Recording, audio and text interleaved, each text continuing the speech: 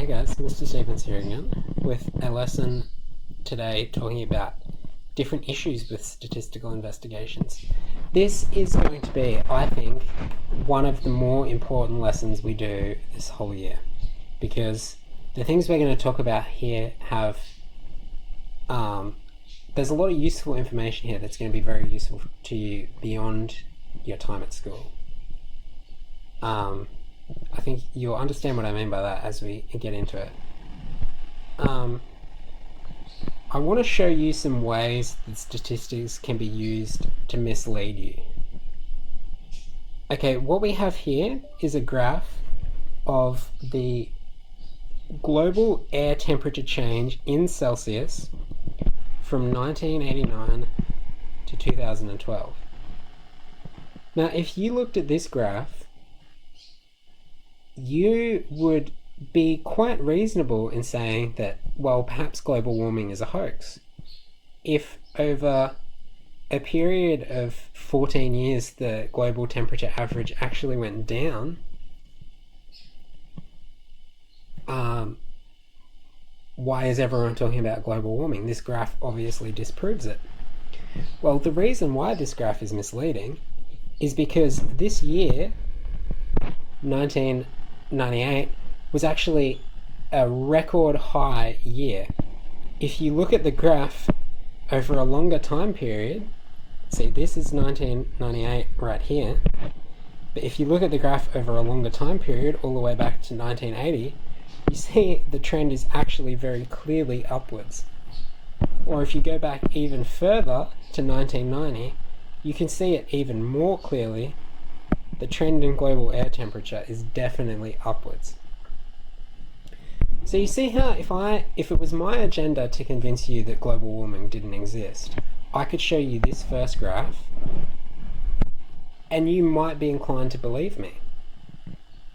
But I have intentionally tried to mislead you with this graph by only showing you the years from the record high onwards, instead of showing you the last 100 years.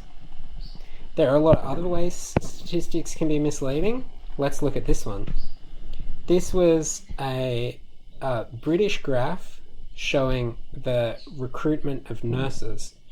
I want you to notice something about this graph though. Okay, there are 4 people here, 4 people here, 4 people here.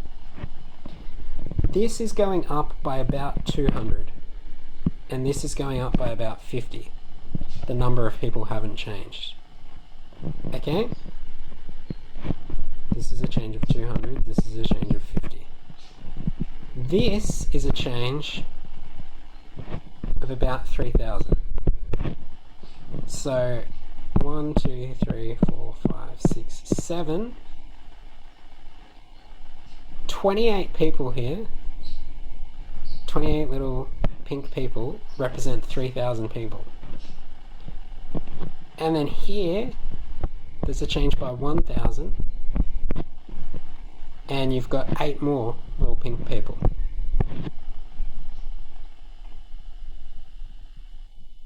You see how the first 43,300, 43,400 are entirely represented in these 4 people at the start of the graph.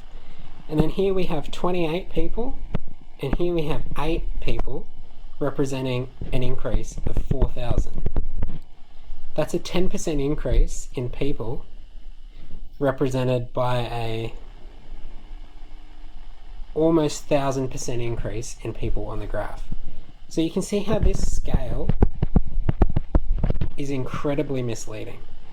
I would guess that the person presenting this information was trying to make it look like a lot more nurses had been recruited than there actually had been. Here's another misleading statistic.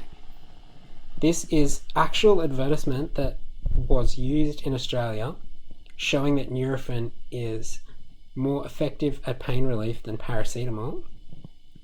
The issue with this graph is not that the graph is presented incorrectly. It is. The issue was that this data came from a single study, one single study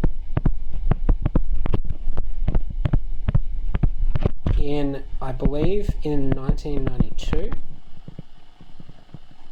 And since then, it had been contradicted. There is no evidence besides this one single study that says Nurofen is any better than paracetamol. But in the Nurofen advertisements, they presented this information, and they're not, strictly speaking, lying to you. They're just misleading you by not giving you the whole picture. Here's another one. This was some more advertisement that's been used in Australia. This is Optus comparing its coverage to Telstra and saying that it actually does a pretty good job because these numbers are close together. The reason why this is misleading, however, is because this graph is based on population.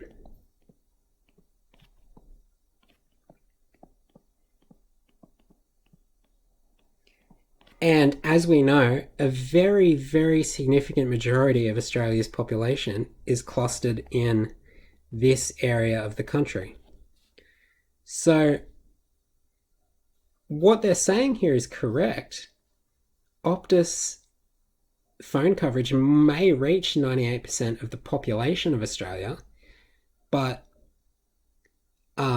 this extra 1% coverage that Telstra has represents a significant portion of this part of the country where not many people live.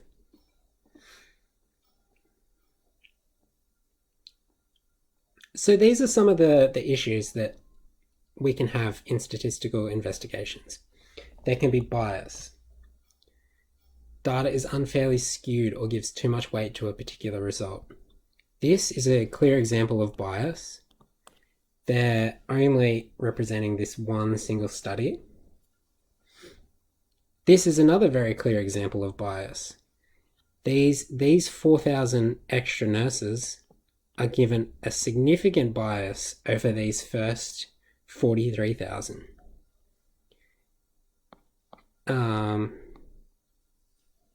Accuracy. This is a big one. This is a clear example of inaccurate statistics. One single study that has since been disproved. Another thing that's important to think of is copyright or privacy.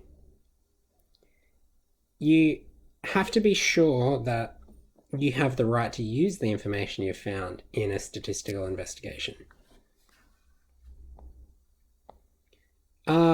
This is another important one that I want to go over with you. The difference between causation and correlation. This is a little comic that illustrates the point here. Another huge study found no evidence that cell phones cause cancer. What was the World Health Organization thinking? I think they just got it backwards. Take a look at this graph. Okay, this is a graph from 1970 to 2010. The red line is the number of people that use cell phones, and the black line is total cancer incidence in the world. So it seems that the rise of cell phone use has stopped the number of cancer incidents from rising.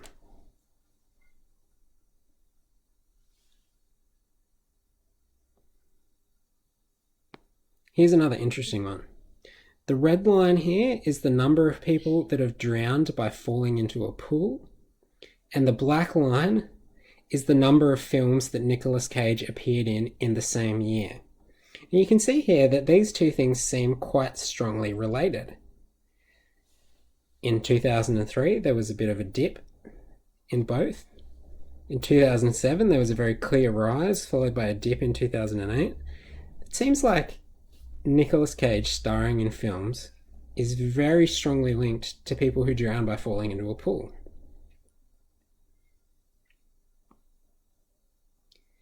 But it's important to note, there's just another funny comic for you. It's important to note that causation and correlation do not always mean the same thing. Okay, what this word means, causation. Causation means that one event is the result of another. Think about cause and effect. just because two events appear to be correlated, it does not in any way mean that they are related.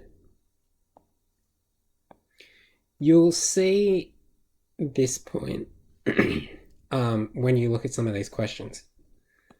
The next three questions of the exercise you were working on for our last lesson. If you could go and get to work on those right now. Thanks, guys.